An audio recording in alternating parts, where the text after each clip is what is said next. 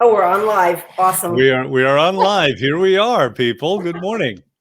Good morning. Good morning. Morning. How is everyone doing today? Is everyone awake? No. We're not I awake slept yet. terrible. You No. slept terribly. Okay. Yeah. Any other complaints? Let's get it all out of the way now. I slept All horrible. right, ready? Here's my complaint. Yeah. COVID, go away and never come back. I Back thought you to were play? gonna do a Ruining nursery everything. rhyme. Yeah, COVID, never go come away. back Yeah. to play. Yeah. You know, it's funny because we ended last week on a very up note and we said we were going to continue that. And yet the impulse right now, all we want to do is whine. I certainly do. I know.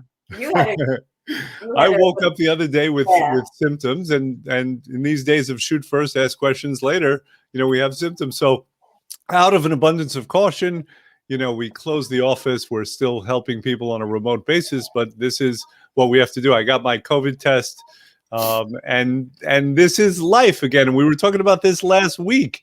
You know, every time we try to get started, every time we get some momentum these days, something happens and it just knocks us down a little bit. It's that roller coaster. It's that roller coaster. Has everyone been raise It's your never hand if you've been, ending. raise your hand if you've been experiencing a roller coaster? Mm. Two hands. Not Say Jen, no. everyone but Jen. I'm going to say, you know what? I'm going to say I'm going to be the last man standing who doesn't get a COVID test. Well, it's not. Well, you don't about have that to get a necessarily. COVID It's test just You don't to hit a have to. roller Yeah. coaster. I'm not going to get Exactly. sick. Oh, no, I'm just saying it has nothing to do with it. So, I'm gonna No. wait with it. No, I'm in a different place these days. So, That's good. All right. Hey, Maria's joining us this morning. Hey, Maria, how are you? Okay, so let me sum up last week. We started out talking about purpose, and we were saying how it's a frustration because we feel like our purposes are being blunted. And Right. there's not actual experience like we used to have in the old days. And again, I have to parse my words very carefully here. In the old days, we can touch people. We can experience reality, and now we have to do it kind of secondhand. Yeah. And it's somewhat disorienting. Mhm. And we're all faced with these things. And one of our strategies, of course, is to eat good, tasty food. And we found ourselves looking in our refrigerators as if we're watching a movie. That is one of the things that everyone's been going through. But what we came to conclude is that even in the best of times, it can be hard to be happy. That's a choice. So, Jen, that resonated with you, did it not? yeah, because happiness doesn't come from external things. Right. You see people who say, when I get to the next level of whatever, blah, I'm going to be happy. And those people are never happy because they don't have it within themselves. And, there could be a cyclone going on outside and people could be sitting there like, very calm and very happy and very content with where they are. And then there can be people who are in the calmest of situations and just be the cyclone themselves. So, when we talked about roller coastering before, life around us can roller coaster. But I think, and can I speak for the team here? I mean, you guys raised your hand, but I'm going to disagree with you guys because I think for the most part, this is probably one of the most steadfast group of people that I've ever been around. Like, think about it. Shite happens up and down, and we shift into fix it or work with it mode. It's not that, the world we may be on a roller coaster, but I don't think you guys are roller coastering. I think there's a difference between, the inside roller coastering and what's happening around us roller coastering. Well, Yeah, of course. But I mean, go ahead, Corinne.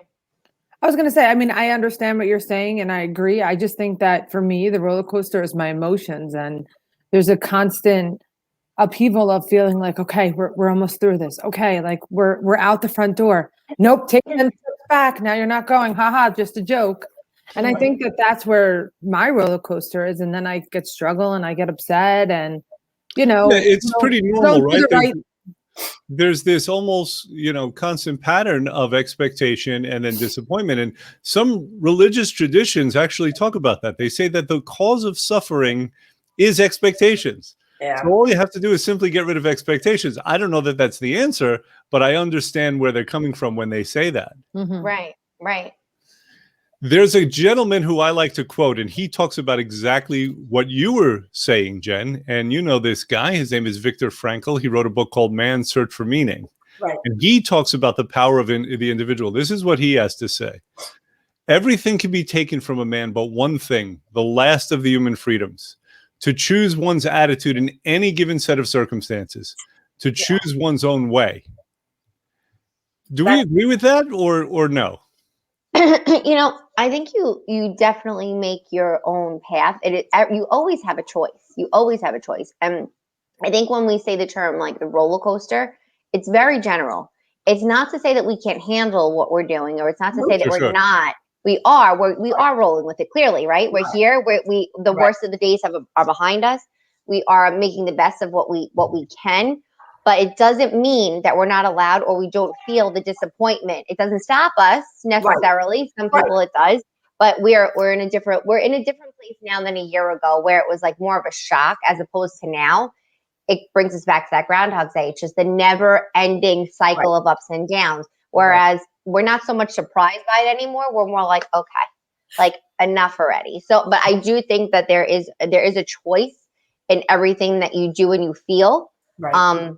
And it's also a matter of how you control it. I mean, you can feel upset and disappointed, discouraged, stop what you're doing and freeze, but nothing around you is going to change. Who knows Muddy Lotus? Does anyone know Muddy Lotus? No. So someone named Muddy Lotus has commented. I see. Right? Being happy is a loaded question. It's a loaded question. What do you mean by that, Muddy? And is Muddy your real name? And if not, who are you? Batman. So Jackie, that's a good point. I mean, obviously, we all have emotions, right? Mm-hmm. I think the difference is the person whose emotions are like have them. Yes, exactly. Control them. So like you're up here, and then you're down here, and then you're over here. Mm-hmm. But like everybody has a baseline, and it's okay under the appropriate circumstances to be upset or angry or whatever, as long as you use that emotion appropriately and don't let it control you and then go back. Don't let it control you. I think absolutely. That's key. It's to be. You mentioned control before too. And I also believe that we're much more in control of our environment than we think we are. Like, absolutely. People exercise control all the time. They just don't know whether it's good control or bad control. But if your life is pretty much like in order, whatever that means these days, but together, then I think you're exercising good control. And it's perfectly understandable under the circumstances. Jen, you realize that there are some people listening to you and they're like, what is this crap that she is spouting? I know. How is it possible to be happy in the direst of circumstances? So I have a friend who has said that, like, you can't be happy. Happiness doesn't come from within. If you're in bad circumstances, then you're going to not be happy. Like, really? No, because when you look back through history, there are great examples of people who have been in awful circumstances and still find a place within themselves to make the better of that. So, I couldn't agree more with that, because I think that, kind of to even go back further, I think that when you're born, you have a cross to bear, and it's how do you wear that cross on a daily basis. And you have to say to yourself, it's going to be a good day today, or it's not going to be a good day today. And you have to just muddy through it. I mean, how many people do you know have lived a life of pure tragedy and yet raised the most amazing children, have been super successful, and have, bared something very heavy in their lives. And conversely, there are people who have everything and still can't manage to smile, can't manage to appreciate it. I'm thinking in part of my grandmother. She was not an unhappy person. She was actually one of the greatest broads ever, but she would always say to us, someday, she was always talking about how someday things would be great. Well, this was a woman who had successful children. She had fantastic grandchildren. She had more money than she needed. And yet she couldn't necessarily see or appreciate that, at least to the degree that another would say, looking at her from the outside. Right. She wouldn't let herself be happy. That's what it is. She wouldn't allow herself to be happy. What is up with that? The happiness to some degree is actually an allowance. It is. It is. And it's how you choose it. Right. How does a person who's out there, if they're struggling to find a modicum of happiness, and they won't allow themselves, how can they shift from that? So we talked last week about purpose, right? Yeah. About being on your purpose point, on your purpose line. And I think that's a big part of it. Like if somebody has no purpose, how can they possibly find any joy within themselves or even outside, because they're not doing anything that is purpose driven. So I mentioned after the talk that I think that we should challenge everybody to look hard and come up with their own purpose, to take a good inside look and see what they're doing in life. Absolutely. And I think Riddlestein that he should bring that up, and he's like, "No, you bring it up." Yeah, that's exactly what I said. There are no strings on me. You're not my Svengali. Go ahead. What's the other thing you talk about? It's your perpetuated reality. Postulated reality. That's the other thing that people are living in. They're living in a postulated reality where they're like, oh, it's so happy, it's so gleeful, or it's so sad. And the truth is you really have to look at yourself and what's really happening and not live in that postulated reality. Right. Well, I want to get back to reality. Maybe I'm wrong. What you're creating. No, it's okay. That's like a false reality. Yeah. But a postulated reality is when you postulate, you put in the future, you put into place what you want to have. And if you say, that's saying I'm going to reach for the stars, but you're going for the treetops, you're never getting the stars if you go for the treetops. Right. So when you postulate your reality, it's like your goal, your dream goal. Like, I don't think Tesla woke up and said, I'm just going to plug in some wires and maybe call it a day. Like, he had some really amazing technology, right? So people like that they don't even realize what they're doing, but they're creating their future. They're manifesting their future. Exactly. That's another good word. So Jen, I want to get back though to, you were about to challenge everyone, so we're going to make it real. Yeah. So so let's pose that challenge and maybe give some tools in order that people could more effectively find their purpose. Happy, healthy, hopeful. Yeah, there you go. So the way to find a purpose line, first of all, is to put your hand on your heart. And we talked about it, I think last week, like whatever makes you and has you drive, that's your purpose right there. And then you can find a way to live that purpose in life, and you can find a way to monetize that. Like I've told my kids to don't get a job for what it pays you, find what you love and find a way to get that to pay you. So the 3 tools are to find your purpose line, first of all, postulate the reality of how you want that to look. So give yourself the dream, write it down, because writing it down brings it into real life, makes it real, and delineate the goals that will help you get to that reality. And the biggest thing is to really look for your purpose, like your true purpose here. I go to work at some big corporate conglomeration making millions of dollars. Am I happy? Is that my purpose? No, but so I'm going to bring into play this kid who went to law school, who could write her ticket and go anywhere she wants to, like this, and has chosen to work in a field of protecting clean waterways. As somebody who knows her, at first I was like, oh my God, you're turning down the big bucks. But the reality is that's her purpose line. It's completely hypothetical. Completely hypothetical. Absolutely. And who was, and you gasped, like you couldn't accept that this person wanted to follow their purpose? Well, at first I was a little taken aback, and then I was a little proud, because I think it's because it's a relationship. Yes, that's someone personally. Yeah, it is. So, my example of I think it's also people need the permission. They feel they need it's become a very gray area. It overlaps what's accepted, what people will think of them as their purpose, what their reason is and how to get there. Social media plays a tremendous part in that. So what people look to think what should be ideal and perfect clouds their judgment. There's a lot of and I just see it just naturally, it's so quick how it's that rabbit hole, it just kind of sucks you in. And then it starts to be like, if you have your own decision, your own feelings, your own goals, you really need to focus and take that mindset and have that drive you, because a lot of times they're distracted by that. and they lose their sense of control, or they feel selfish. They feel selfish for making their own decisions. A lot of people, it's not selfish. I quote this a lot, and I hashtag it a lot on our pages, but you're selfless for taking care of it. It's okay. You're allowed to take care of yourself. You're allowed to have your own purpose. That's not like everyone else. That is not by the book. That's not cookie cutter. Yeah. Some people need that push. Jack, I like this. I like this subject of permission. I think that plays out, whether it in regards to being happy or in regards to Absolutely. finding and pursuing a purpose. How do you notice that? Like whether with yourself or with other people? How do you notice? I catch myself even sometimes where my priorities will overlap. So, for example, my priorities are my family.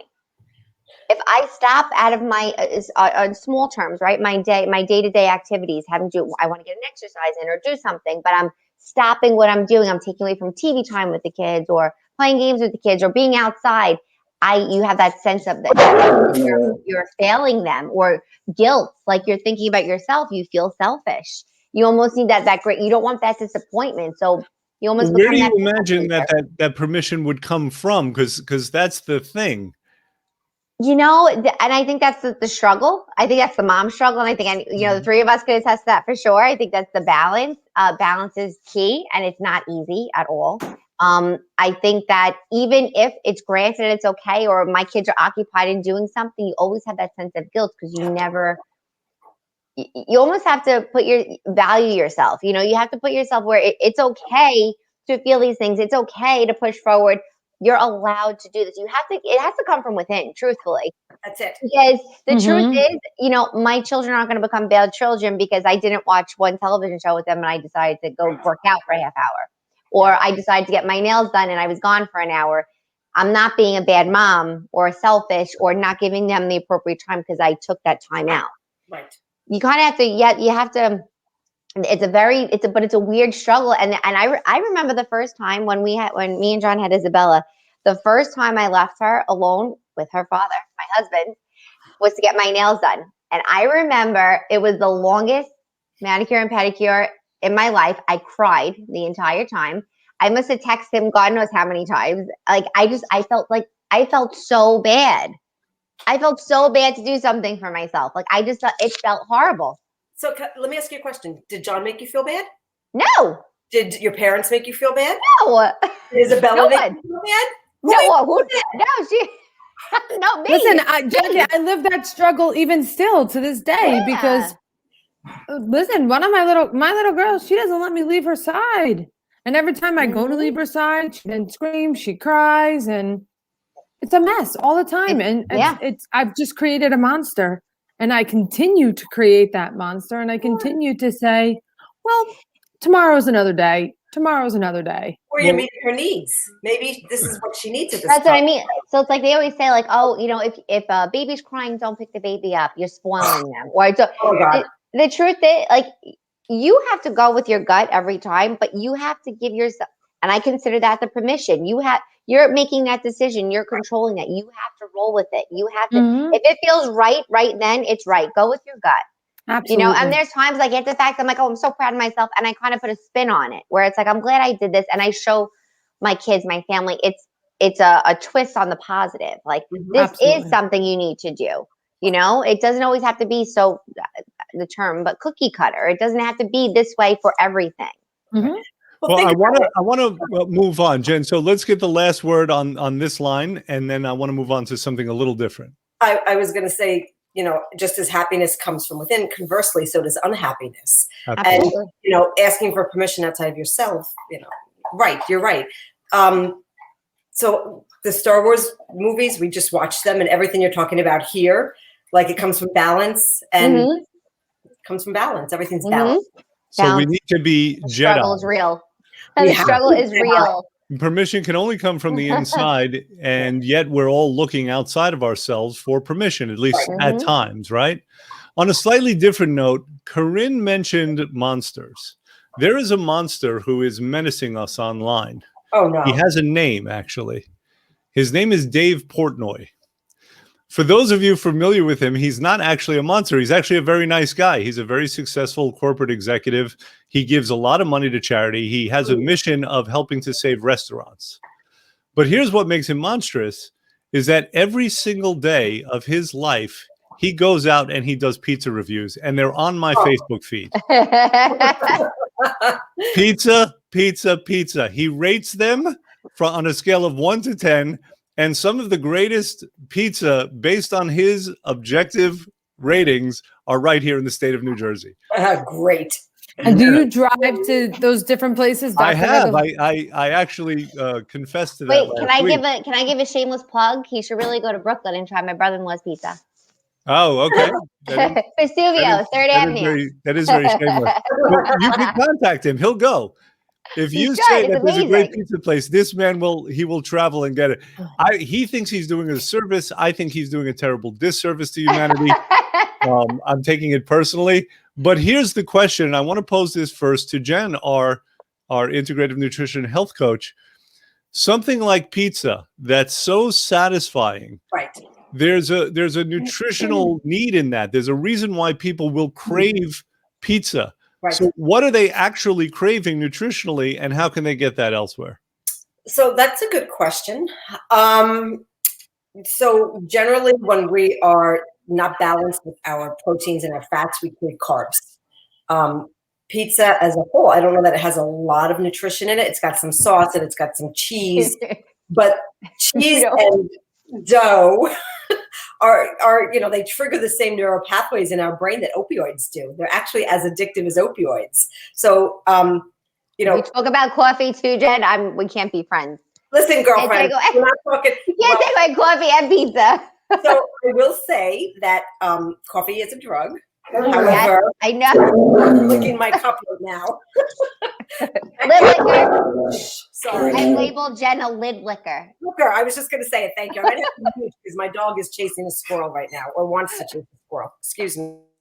All right, let him go. So we were talking about this for craving pizza. Do you guys get those cravings? Like when you see this food porn on the internet, on your feed, and you have to watch, right? Oh, it's like, yeah, you have to. What do you do about that? Unless it's I make it. nothing. You go and make it. Okay. Sometimes it's like we searched up one day. Brianna wanted to make a fun milkshake, so we searched up this Nutella milkshake. So now we take ice cream and we take Nutella, and then we put chocolate syrup on the bottom.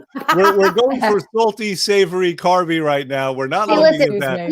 Pizza's not a craving for me because It doesn't do it for me either. Really? Ice cream does it for me. I'm the only one without a vowel at the end of my name. Yeah, I know. It's the ice cream that does it for me. I need. I like food. You do. I love Cradle to. We love just good food. It's not like we're junk eaters or any like that. But we just like good food. So to me, it's like, oh, that's really good. For me, pizza. It's not that I could do without, because I definitely can't be without it. I love pizza of all types: cauliflower, veggie, plain, classic, original, real deal, every type. You don't have to do like that Gump thing with the shrimp where you just list every kind. You don't have to talk with their hands. As I salivate, maybe I will. Maybe I do have a problem and I don't even know it. Maybe you just addressed it. I don't know. But it's like I feel like I can't. I would never give it up. But it's not like, oh, I really need that pizza right now. So that's not it for you. That's not my weakness. Yeah, that's not the food porn that gets you crazy. No, it's not my weakness, but I can't be without it. Okay. So I can't be without ice cream. So like Dr. Mendelsohn, you can't be without pizza. If you told me I had to give up ice cream, that would be a big I can be without deal. pizza. I've gone long stretches without pizza, but it's the kind of thing I always come back to. And given that this nasty individual is on my feed all the time, reviewing it, talking about the dare he do a good job of the cheese. I mean, this guy's a menace. Something has to be done about him. Butter. Anything with butter. Just say next. Butter. Next, I won't look today. Everything's better with butter. Yeah. And here's a little data for people. You know that when we eat those kind of carbs, those kind of simple carbs, that they're processed. Well, and they come from wheat, and wheat has things like gluten in it. It's GMO, which means it's genetically modified, and it has something called glyphosate. So when we get all that inside our digestive tracts, it actually kills the good bacteria, Right. and it allows for the bad bacteria to proliferate. All through our body. Wow. And that will start this kind of cycle, whereas we're going to crave things.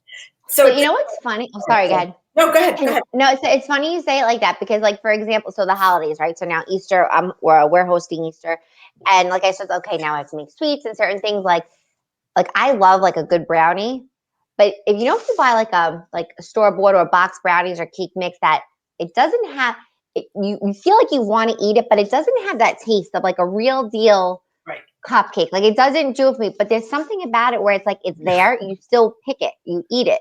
Can't we just stay on pizza? Why I say pizza, you say brownie. I say pizza, this one says ice cream. Okay, it's just everything. Everything. We'll get to those things. We're not talking about cucumbers and salt. Why? We're not talking about cucumbers and salt. This is not a survey here. I had an actual topic.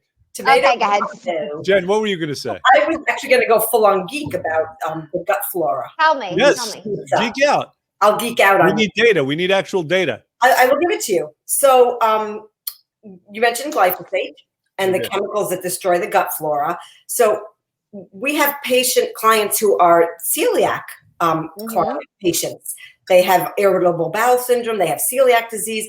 They go to Europe and they can actually eat the breads and grains. And very different. Yep. Europe has banned glyphosate. It banned it years ago, and they don't use it in their products, and they process their wheats and their grains differently. So here, a couple things happen. Glyphosate itself destroys the gut flora. And our intestinal lining, our stomach lining, is one cell. Every other portion of our body is multi-layers of cells. So what happens is, back it up a little bit, when wheat is harvested, it's sprayed right before harvesting with glyphosate. It's not washed off. So all of that chemical, the GMO and the glyphosate, go into our body. So two things happen. The glyphosate itself puts a bridge between the single layer of cells in our stomach lining and our intestinal lining and allows those proteins to seep into our body. And that is the start of autoimmunity. That's right. What happens? How does that result in autoimmunity? Because I was getting there. The proteins leak into, it's called leaky gut syndrome. The proteins leak into our body, into our bloodstream. Isabella had that. Body is designed to recognize every protein, every food has protein. Our body is designed to recognize that protein from a potato, from corn, although I don't eat corn, never even ate it before, from strawberries. When you start genetically modifying them, or you put a chemical like glyphosate into them, our body doesn't recognize it. So our immune system does exactly what it's supposed to do. It attacks those foreign proteins. That is how autoimmunity comes about. And the other thing with, I lost my train of thought about glyphosate and the immune system. And see, I get on a roll and I'm like, too much information. It's everywhere. It's in everything. It's in our clothes. It's in our shoes. It's in everything that's processed that comes from sprayed crops. So it's been found in medicine. That you just took the words that it's also in children's vitamins. It's in vitamins. There have been independent, non-for-profit studies that have shown that it's in injectable medicines, and that destroys our children's gut flora. So it opens them up to like a lot of opportunistic issues. And the gut is considered the second brain. So when you destroy, I was just going to say, tell them about the brain scenario. Yeah. Jackie and I talk about this all the time. When you destroy the gut flora, it changes the pathway between the gut and the brain. It brings on symptoms that are, like, I don't want to diagnose and I don't want to be but they mimic other things. I know where you're going with this. So 80% of neurotransmitters are created in the gut, not actually in the brain, and they travel up. And so a lot of times when people are suffering with issues of depression, anxiety, things like this, it could be a nutritional imbalance. And unfortunately, that's not always recognized. and people will get treated with very strong medications. Mhm. Whereas possibly, we're gonna put that kind of legal disclaimer on it. Whereas possibly, if they would straighten out their gut flora, Heal the gut. they wouldn't experience those symptoms, those low moods. Yeah, I'm going to give a quick reference to anybody who wants to. I reference this book all the time. There's a holistic, she's holistic now. She was not. She was a traditional MD psychiatrist. Her name is Kelly Brogan. And she wrote a book called The Mind of Her Own. Yeah. Now, just because it says her own does not mean that you can't use it if you're a guy. But she talks specifically about that. In her research, in her practice, she saw patients getting sicker and sicker, and she would prescribe one med and it would not work, and she would prescribe another and another on top of that, and they would just spiral down. Sure. What she realized that everyone had in common, every one of her patients, was really poor diet. So she took a step back, and she now practices holistic psychiatry, which is amazing. And her focus is on healing the gut. Yes. That's And it. we can post this. Yeah. And I'd like to add to that a couple of other books. One called Brain Maker, the other called Grain Brain, and that's by Dr. David Perlmutter. Yep. Also wonderful resources. Yeah. Right. Yeah. Stuff. The gut is it's an amazing thing. It's amazing what it controls and does to you, and the simple things you can do to change it make tremendous impact on your life. Yes. Tremendous. So I have firsthand knowledge of somebody who is being treated by a psychiatrist, and the doctor said, let's up B vitamins, let's up vitamin D, let's up magnesium, and EFAs, essential fatty acids, so like fish oil. Right. And then we'll give you psych meds. And I'm like, Yep. wait a minute, but all those things alone, and let's add in a probiotic. Yeah. That was my thing. Let's add in a probiotic. And a prebiotic, yeah. My kids take the supplements I give them, right, Corinne? Her daughter's like, that's disgusting. And I'm like, she has a it's about fit. My daughter's Brianna's like, think don't about you this. dare. Think about this. If their ability to absorb certain nutrients are depleted, then of course that's going to result in various symptoms. And those symptoms could be mental, emotional, as well as physical. So it only makes good sense. I didn't think we were going to go here when I started with pizza. I wanted to explore the frustration and give people some good tips, but these are some of the consequences of eating highly processed foods, especially grains, the way they are raised in our society, the way they're grown and processed in our society. So you shouldn't be surprised. You have very knowledgeable staff. Yes. And not just pretty faces. Yeah. No. Wait, can I say that? Am I opening myself up to anything? No, you can say it. I'll take the compliment. I was referring to myself, of course, when I said not just pretty. Pizza. Oh, yes. Yeah. No, it's funny because when Isabella was little, so she was on formula. And we went from formula to formula. We found out when they said leaky gut, I'm like, oh, I thought the end, like it was the worst thing.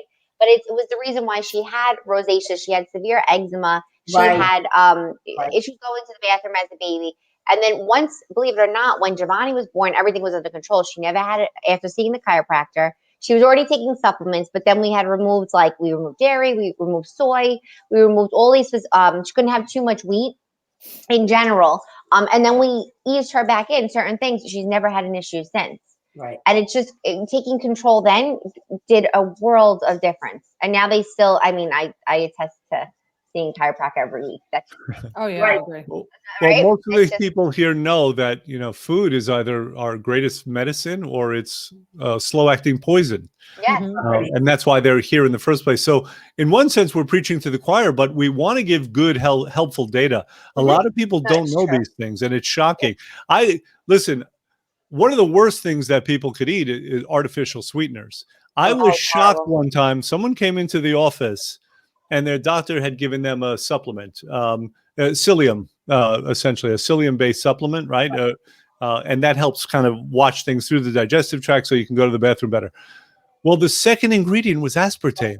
I said, are you kidding me? I couldn't believe it. Yeah. A medical professional gave someone something that second ingredient was aspartame. Yeah. It's insane to me. It's crazy. Mm-hmm. The amount of sugar that, sugar that's hidden in food. And obviously I always revert back to the kids, but it's true. Well, the damage that we've done years, not realizing it's And listen, we all fall off the wagon. You want your pizza, you binge, you have it. You have to get back on track. You have to reel yourself back in to realize this is not a lifestyle you can live. Right. If you feel like you're indulging at the moment or you're having something, but it's really, there are consequences still to that single time or those 2 times you fall off, you know, like just like my favorite saying, it's like, oh, I'm having a salad. Can I have a Diet Coke? What are you doing? What are you Doesn't make sense. doing? Yeah. You know, Yeah. it's a crazy thing. Mhm. Well, Maria's saying to us that it's a very tough time of the year for her. She loves likes jelly beans. Right. She's not a pizza person. Another Jelly one is beans not a in pizza season. person. Move out of New Jersey. I mean, this is a pizza state. But regarding the jelly beans and this time of year, obviously you like sweets. You have that big silly rabbit running around throwing chocolate eggs at you. This can be a tough time of year. What advice would we give Maria right now for dealing with this difficult time of year? I would Don't put it in your mouth at all. Yeah. And then you No, don't but- crave Don't it. even have the one, right? Yeah, but can I tell you? So this is my issue with it. I love when everyone's like, but just don't do it. And the truth is, yeah, that works, right? Impossible. But it's not, to me, that's not a realistic lifestyle. It does not mean that you can have something that will also satisfy your craving. So Right. there, You know, you need an alternative. You need a healthy solution that will fulfill you to the same way. Because the truth is, jelly beans are not filling you up. They're just sweet. Maria, I'm giving you tough love right now. I'm not a jelly bean person. You know, if you gave me some some chocolate, I'll forget about Lindt chocolate. I can eat a whole bag of those things. But Right, there's a little spittle on your. I'm drooling. Pizza. I'm like, look at me. I'm a Listen, disaster. I can relate to Maria though, because my mom came off the airplane and goes, "Oh, I bought you your favorite," and it was the strawberry favorite red jelly beans, and I'm like, and it was 2 bags of them. I'm like, Mom, leave them at your house and don't even open I them. never liked those. Because, But you know what? I those do are my like candy corn. favorite, and my I'm going kids to love give them Maria too. some actual practical advice that you can use. It's going to take a little discipline, but here's what I would do if I were you. I would purchase the jelly beans. Get a whole big bag of your favorite. Oh, jelly I know beans. what you're going to tell her to do. I would come home. I would take no. I'm not going to go that extreme. Okay. I'm going to go a gradient lower than that. Okay. I would choose some reasonable amount of jelly beans, 5 of them. I would take the 5 out of the bag. I'd take the rest of the bag, pour it in the garbage, and then pour a bunch of garbage on top of it. dish soap. Yeah. Didn't you say that we sprayed it with Windex? Poisons. Yeah. Just whatever you can do. Yeah. And I would eat those jelly beans. Yeah. And because you know what it's like, Jen, when you have a bunch of something and it stays there until right. Yeah. Torment you. Right. So practical advice is this. I've been taught to do something called crowding it out. And for every bad dish, every unhealthy item, like Corinne, you mentioned Nutella, find a substitute that's healthier. Because if you read the ingredients, and I don't want to bash Nutella, but if you read the ingredients on a product like that, like the first ingredient is high fructose corn syrup, hydrogenated oils. So you have to know what those things are doing to your body. So it's not realistic. If you like something like that, there is a chocolate hazelnut spread that's organic that you could replace that does not have hydrogenated oils. So what you do is you find a suitable, healthy replacement. You can go through your pantry. I'm actually really good at that. I'm like the queen of, if I was on my phone, I would show you my pantry right now. So I'll do that next time. I'm the queen of the pantry fix. Let's go through this and let's replace these items with healthier items. I just did this for my uncle. It was like hours of texting back and forth and products. And so you can crowd it out with better things and don't do it drastically, but know that they're little picks. The other thing is education. So if you watch, there's a documentary called Sugar Coated. If you really want to know what sugar does to your body and how insidious the industry is and how it shouldn't be in our food supply, you could watch that. But, arm yourself with the best possible knowledge and then make your decisions from a point of knowledge. Yeah. But basically, Agree. I'm the only person in this house who doesn't love ice cream. But when I buy I love ice cream. So here's a prime example of talking about just that. Like, prior to meeting Jackie, I would buy Quaker Oats granola bars. Jackie said, I almost fell over. I was like, what is that? So what are you doing? Jackie handed me these granola bars called Made Good granola bars, and they have vegetables in them, and they're very healthy for you. So Jackie goes, take the wrapper off, and handed it to Brianna, knowing how picky she was as an eater, and goes, give it a try. Brianna goes, oh, these are really good. And then she learned there was vegetables in them, and she's like, well, they're made from mushroom. They're made from vegetable, and it does incorporate natural sugars as opposed to it's just another alternative for the kid. It's a better choice. Yeah, you're better choice. Jack, a couple of minutes ago, you said, "What is that? What are you doing?" I have a great idea for an app now. We're going to make $10 million. We're going to record you doing that. Don't say it. Every time a person is tempted by food, all they have to do is press that, and they will hear my annoying voice yelling at what them. is that? When you're Brooklyn. What is that? What is that? What are you doing? As Corinne says certain things, I'm like, what are you doing? That's great. We got to get that on tape. I didn't know you could hit that pitch. There are dogs howling in my neighborhood. Stick around. I can't help myself. So listen, on that note, we have Nicole, by the way. She said she has a great strategy. She said, I need to come and see you guys. Yeah, Hi, perfect Nicole. strategy. We'll help Nicole. you. Jackie will yell at you. Jen will educate you. It's perfect. You just said at ya. You said at ya. I know who you're talking about. She's super savvy. And she's got a great business too. So anyone who's watching the show can like dip down and look and an amazing voice. An amazing voice. But she refuses to sing when she comes into the office, so it's not worth anything for her. Oh, we missed you too. Yes, thank you, Nicole. Listen, I'm sorry, but you guys, you don't have to go, but you can't stay here. I think we've come to that time. Oh my we God. can do this all day. I have no doubt about that. The jelly beans and dip my pizza in Nutella. Yeah, enjoy that. Yeah, that's very good for business. As I touch my chin. Pizza's even better for business, right, Dr. R? Absolutely, it's all good. It's all good. Listen, we all live with temptation, and we're all fighting this battle. And of course, right now during the pandemic, it's more difficult than in usual times, where it's always difficult. In this country, there's one conclusion I've come to. In this country, if you want to be healthy, if you want to be lean, you have to be willing to fight for it. Yeah. It is not set up. There are too many vested interests in having us be fat and having us be sick. It's just a huge industry. It's disgusting when you get into it. Why don't we start talking about that next time? Next time, let's talk. Absolutely, I agree. Yes. And I want to reference, just if anybody doesn't follow, it's called Flavor City. He's a chef, but he picks apart labels, Jen, like you. Makes clean recipes. His daughter, she's a toddler. She cooks with him in her recipes, and it's real food. I mean, it's adorable. They're mixing like ghee, butter, and she's spooning it in, like exposing them early and what's really in our food. Now I'm drooling. It's tremendous. Okay. Yeah, it's not easy, and it's designed against us, like you said. Hard. But it's worth fighting for. Your health is worth fighting for. Absolutely. Let's talk about this next session. Okay. I like that. All right. Have a happy, Goodbye, healthy, everyone. and hopeful holiday, guys. That's right. Enjoy the holiday, guys. Happy holidays. Happy Tuesday. Easter. And come to us if you need help reducing your keister. That's a good one. And wait, Jen said, hop on in. How'd you say yesterday, for the Jen? love of God, this is going to get worse and worse. Hop on into your load day. Hop into load day. Oh, I Load love up it. on Sunday. I'm pressing the button. Oh, there you go. I'm pressing the button. Take care. Bye.